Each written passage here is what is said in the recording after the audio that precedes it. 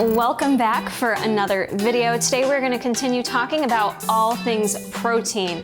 Now, I uploaded a video probably 2 to 3 weeks ago now talking about, I think it was called 13 of the best ways to smash your protein macros. And in that video we discuss mostly protein sources that contain either animal protein, some dairy sources, and things of that nature. Many of you said you would like a separate video discussing plant-based protein sources and what some of my top picks are. Now, before you click off because you're like, I'm not vegan, I'm not vegetarian, this information don't apply, miss, it actually does. And I'm gonna tell you why. There's actually a lot of good health benefits to consuming plant-based protein sources. Some of us just don't like to eat meat all day long. Some of us have other maybe autoimmune conditions where we do have to maybe monitor how much whey protein we're having, or even things from animal proteins. So knowing and understanding what other protein sources we can get in our diet can possibly benefit our health. Not to mention, many of us just don't do a good job at hitting our protein macros, eating enough protein, and don't really understand that there's a lot of other sources that can contribute to our protein at the end of the day if we're choosing the right foods. In today's video, I'm going to tell you my top 17 choices for plant-based protein sources, whether you're vegan, vegetarian, or just someone like myself looking to increase the variability in my diet for protein options. Before we get on into it, make sure you guys are subscribed to the channel. It's free to do so, and I'm here offering you all my advice as a registered dietitian. You can go ahead and also click that post notification bell. That's gonna let you know each and every time that I do upload here to this channel. The first reason we wanna ensure we get enough protein in our diet is to make sure that we are eating adequate amounts to promote muscle growth and muscle strength. And this matters regardless of what age we are, whether we're a teenager or whether we are elderly and aging. It's actually even more so important. As we age, we can lose muscle mass. So it can be harder and harder in terms of healthy aging to ensure that we have enough muscle mass. So to do so, you have to make sure you're getting in enough protein. The next thing that's key and a game changer with getting in enough protein is that it does promote that feeling of fullness. So something I tend to work on my clients with quite oftentimes if they're in a weight loss phase, or even if they're just trying to kind of rein in how they're eating and what choices they're making, by ensuring that you're getting protein in, if you can, ideally with each and every meal, that's just gonna make sure that you are feeling full. The rate that it digests and absorbs is a bit slower, so incorporating protein into each and every meal or snack is just gonna make you feel fuller longer, and who doesn't want that? Because for me, my motto is always trying to help folks eat as much as possible while still reaching your goals. So it's not about just putting you on some strict diet. It's really trying to capitalize and eat as much as you possibly can, feeling full, feeling satisfied, while still reaping the benefits of a healthy weight maintenance program or just healthy aging. That brings me to my last point, where having enough protein in your diet and having even a higher protein intake can actually aid in weight loss. And yes, that is regardless of plant-based protein options or animal-based protein options. Just ensuring that you're getting adequate amounts of protein can actually help with your weight loss goals, partly due to the fact that we just mentioned, with it helping you to feel a bit fuller longer, and who doesn't want that? Getting into some of the benefits of consuming plant-based proteins, we've got a decreased risk of some chronic diseases. We've also seen, as I mentioned, more efficient at being able to lose weight. We've also seen lowering the risk of cancer for those of us that, and again, I'm not saying you have to omit meat out of your diet. This is a group here where we can have all kinds. What everyone needs to do in terms of their diet varies, so I'm not here to tell you to be vegan or not be vegan. What everyone needs may be a bit different, but we do see some really good research that shows the correlation between higher plant-based diets, including plant-based proteins, and decreasing the risk of, like I said, chronic disease and certain types of cancers, decreasing our blood pressure, and even better blood sugar control. I do want to mention, if you are a vegan or a vegetarian, not all diets are created equal. If you're new here, was actually vegetarian for a really What feels like a really long period of time, although it was a long time ago, I was vegetarian for about 12 years, from teenager up into adulthood, and I was not a good vegetarian, which is why I never even attempted vegan. I really relied on a ton of processed foods. I wasn't really good about making sure all the areas that my diet could be lacking being vegetarian to make sure that I got it from other places. So not all diets are created equal, as we know, but in particular with vegan diets, you do have to be careful. Vegan even more so than vegetarian, right? Because you're removing all and any animal products. So you can be susceptible to vitamin, mineral deficiencies, things such as B12 in particular, because you are not getting that in through your diet. Zinc, iodine, iron's very common, calcium, as well as some of our longer chain omega-3 fatty acids. Not to say you can't be a healthy vegan or vegetarian, but just something to keep in mind while you're not only selecting your protein sources, but just ensuring that your diet is comprised of everything you need, or reach out to a dietitian, someone like myself, to maybe have someone look at your diet, see what vitamins you could be deficient in, and that is when you may need to supplement. The common debate here with plant versus animal proteins is that they're not all equal. You've maybe heard the term incomplete versus complete protein, so I want to break that down really quickly as well. So essentially there's 20 different amino acids that are just naturally derived in nature that our bodies can use to build protein.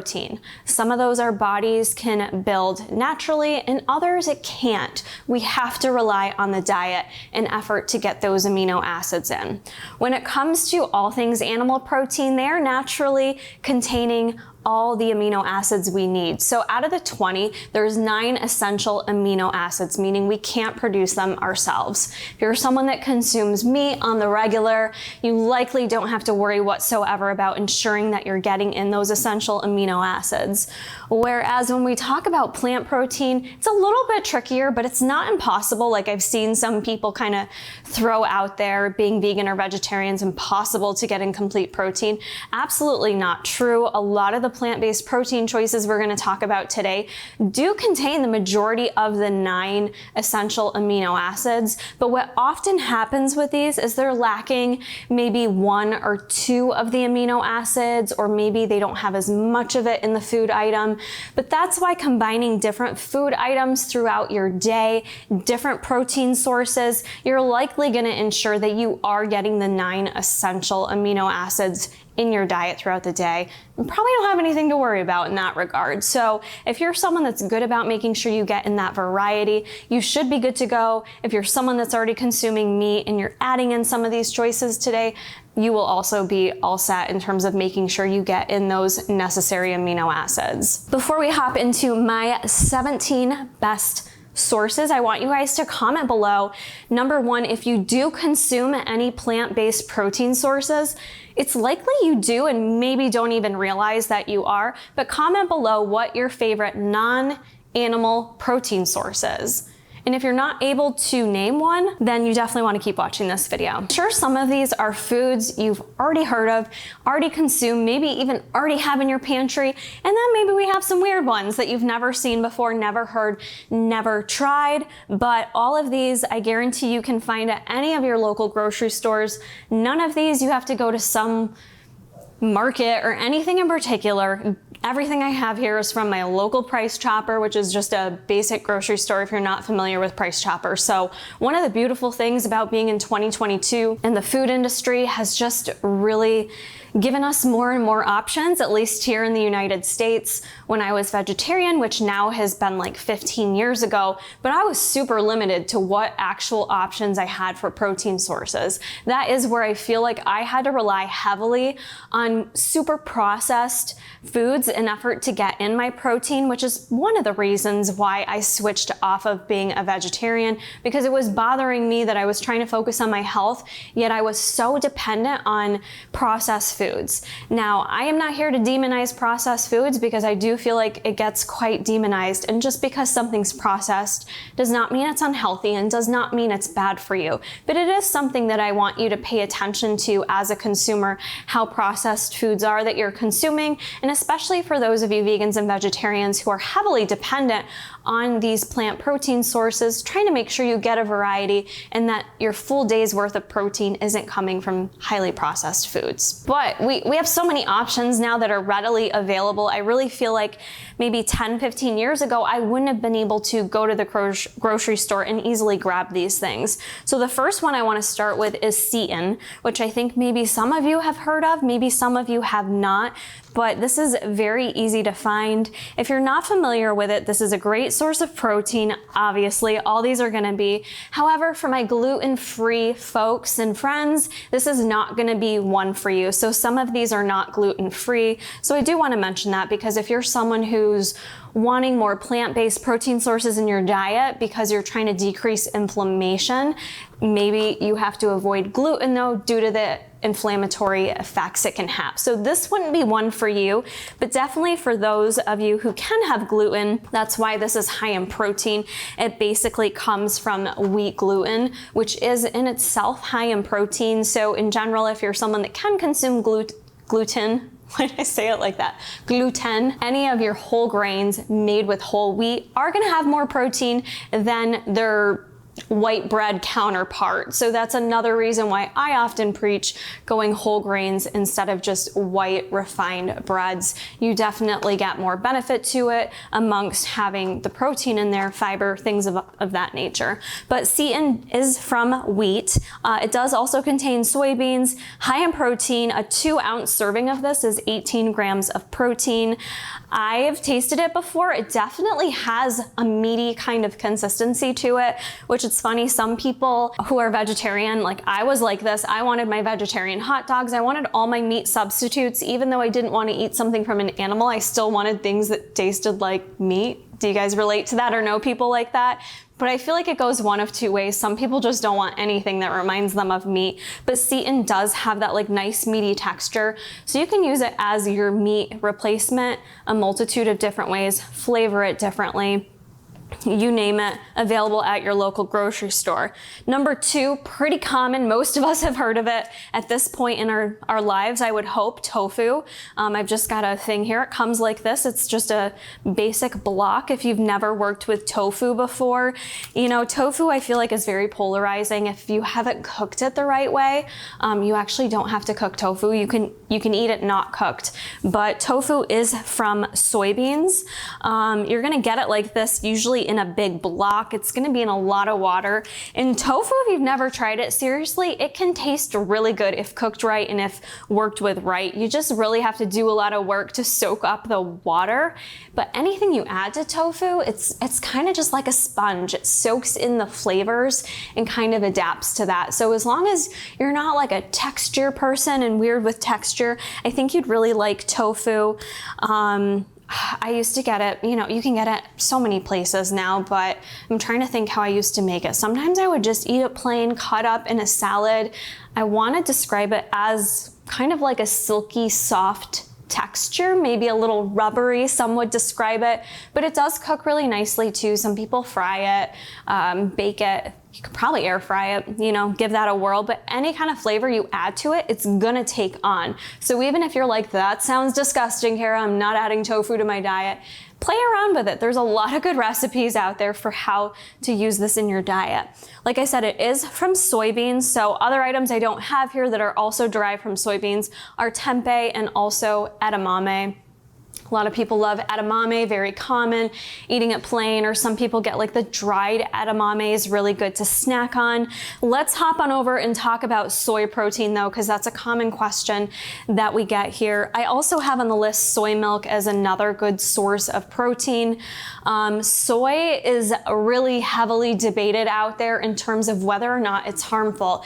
And what I'm gonna wrap up in a nutshell, at least for this video's purpose, is it's gonna be dependent on the person. And I know know you guys hate that generic answer, but if I'm not giving that answer, I'm not doing my due diligence, because it really does depend on you as a person and what your own hormonal health looks like in terms of soy. So the general advice here is that having it in moderation, as with most things, is gonna be safe for you. And considering that about 50 grams of soy protein is considered safe, that's about 3 servings. So tofu, if you have a serving of that, or you have edamame or tempeh, maybe you limit it at 3 servings a day. Why you might want to do that is because the isoflavones that are in soy or soybean, it's a compound that kind of mimics estrogen. Why am I really enunciating things today? It mimics estrogen. So is that a bad thing? It depends. This is where you hear dudes talk about, are they gonna get man boobs if they drink soy milk? You know, 1 + 1 doesn't always equal 2, or does it? Yeah, I think it does in terms of a math equation. But just because you're consuming soy, it doesn't mean you're gonna all of a sudden have issues. You have to be considerate of how much you're consuming. The other thing I would highly suggest, if you are someone watching this video and you're like, yeah, I do consume a ton of soy, one thing I would suggest is having a hormone panel run on yourself, kind of better knowing your hormonal health situation, because mimicking estrogen, that is a hormone. Some of us may run really high with our estrogen, whether it be male or female. High estrogen is not a good thing. There's a lot of bad side effects from having high estrogen. So just something to keep in mind. Like I said, moderation is always key, but if you're someone really concerned with your health and know you consume a lot of soy-based foods, definitely take the extra step to go to your primary care, your endo, your gyno, whoever helps look at your lab work with you and see if you can get some of those numbers run, just to keep an eye on things. That would be my guidance for you. If you guys want further information on that topic, then let me know down in the comments. We can discuss that in another video. Moving right along, this is probably not gonna surprise anyone, but really, this is something I was not good about as a vegetarian. Things like lentils and beans should be your friend. They should be part of your diet. Some of this stuff can be a little bit tough to digest too. So don't feel pressure that you have to eat beans every day to be a good vegetarian or vegan, or to get in good plant-based protein options. Play around with things and see what works best for you. Lentils or beans can be kind of hard to absorb and digest due to the fiber content. Super high in fiber, as well as protein. So I've got some dried lentils here. These are such a cheap source of protein too. So if anyone's really hurting, needs to do things on a budget, make friends with beans and lentils. 11 grams of protein here in a 1/4 cup. It's not a ton of lentils, you guys.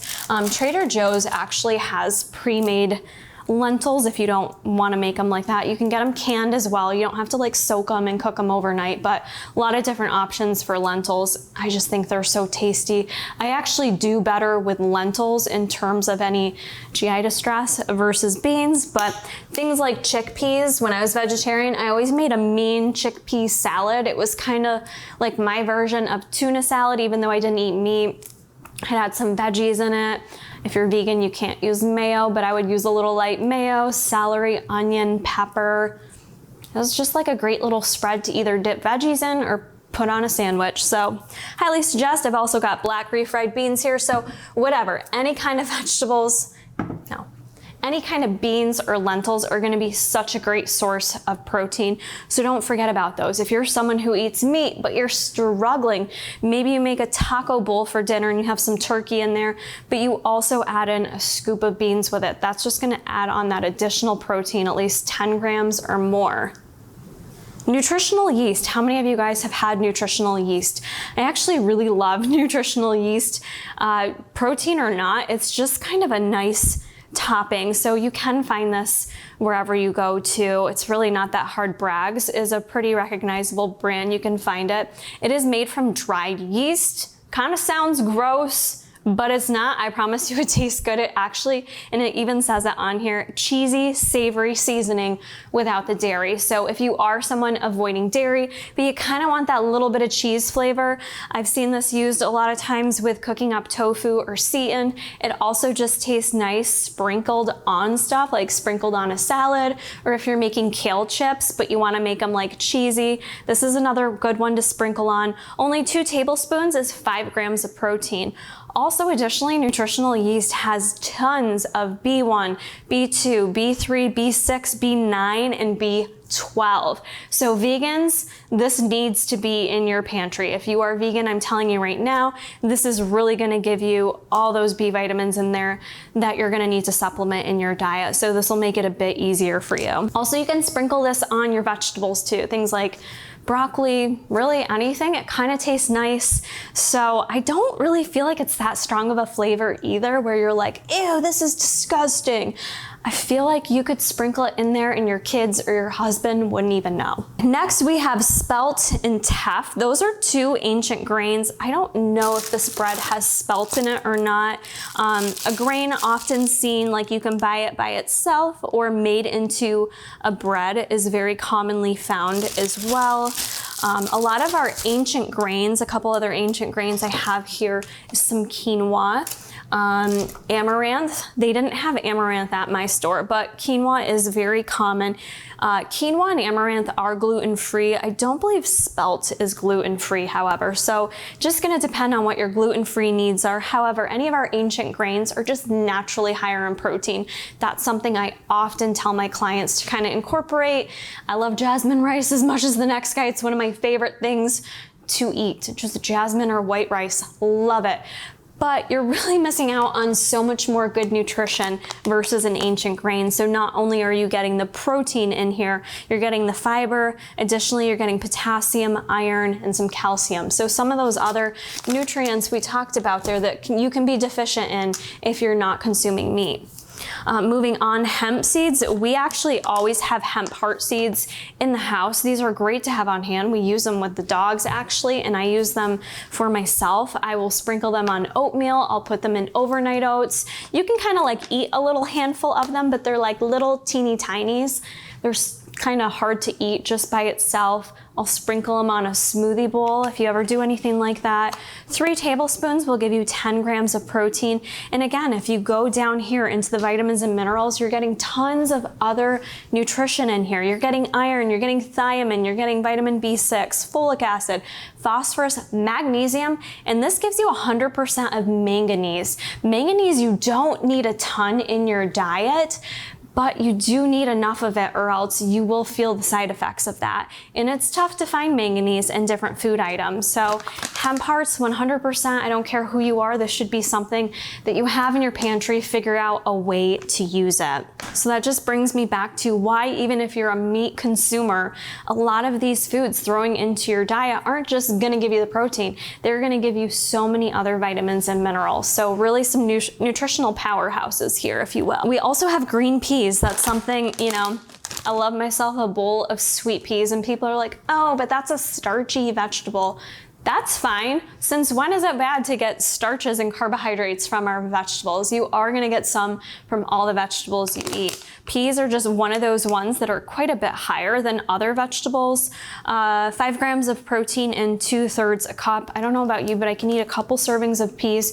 You're getting an additional 10 grams of protein there. I did mention the Ezekiel bread or the sprouted grain breads. Those with those ancient grains in there are gonna give you more protein than other loaves of bread. You have to be careful if you're gluten-free, which one of these are or aren't, but anything with sprouted wheat in it usually is gonna be a good source of protein for you. 4 to 5 grams of protein in 1 slice of bread, so that's pretty good. I talked about soy milk. The other thing here is oats. Oats are another quick way that you can add up your protein real quick. I remember Jason used to eat tons of oats when we were both doing like real bodybuilder style diets, and his protein would go through the roof. A half cup is 6 grams of protein. So if you eat this a couple, 2 to 3 times a day, you're getting a good amount of protein from your oats. You don't have to just eat oatmeal. You can get creative with how you use oats. I use oats in baking all the time, whether it's cookies or cakes, things like that. You can even grind it down into oat flour. You're still gonna get the protein from that. We also have wild rice. So I did mention jasmine rice, white rice, even brown rice, you're not getting that much protein from. Adding in something like wild rice, we get this from Trader Joe's.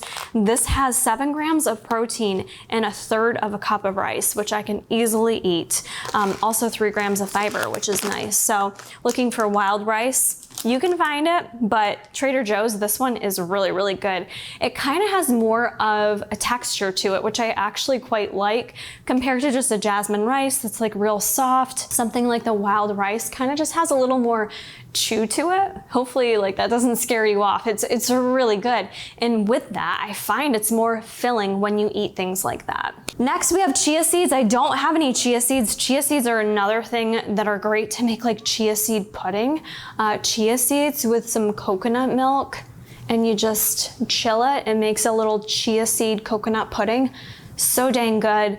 Chia seeds in smoothies, you name it, you can use it. I grabbed these, but these would be an example of a more processed food, not necessarily a super high protein source, but a chia and quinoa chip. It's organic though, but yeah, it's a chip, you guys. Nuts, that should be a given. I have nuts, any kind of nuts or seeds whatsoever. Pumpkin seeds, sunflower seeds, any kind of nut you enjoy, nut butters, whatever it may be, that's gonna be a good source of protein. Also gonna be a good source of fat for you as well. You know, depending on how much fat you want to consume in a day, you don't want to be eating all your protein sources from nuts, but something definitely good to kind of sprinkle in throughout the day to rack up the additional protein. The last thing I have on the list here too is vegetables. So choosing vegetables and not really getting much protein from fruits, but there are some vegetables that are a little bit higher in protein than others.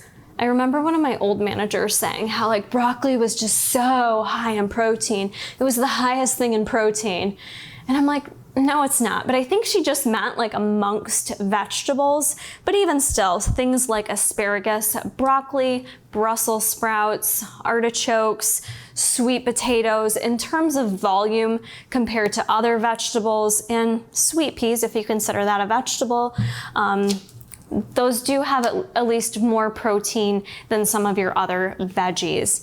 Other good nutrition there too. So I would hope if you're trying to kind of increase your protein in your diet, having in some of those other good whole foods can also add in little bits of protein throughout the day.